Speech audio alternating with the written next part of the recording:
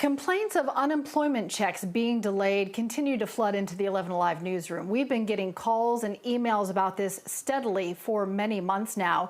We are where Atlanta speaks, so 11 Alive's Tracy A. McPeer went directly to the commissioner of the Georgia Department of Labor to get some answers. Without this income, I'm literally struggling counting pennies and nickels and dimes. Roland Morrison is far from alone, with record numbers of Georgians unemployed.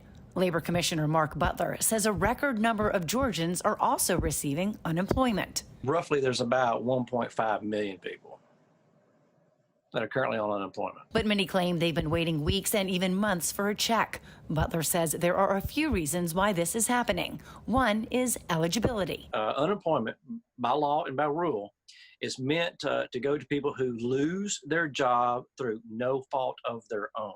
That's the key word, through no fault of their own.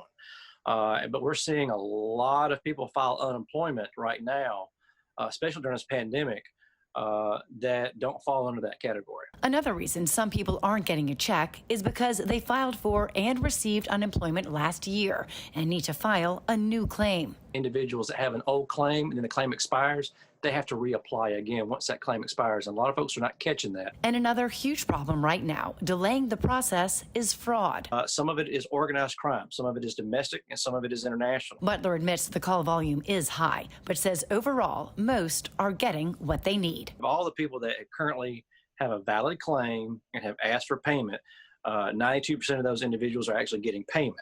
There are new tools online right now to help people answer questions, like new links on the CARES Act and the Lost Wages Assistance.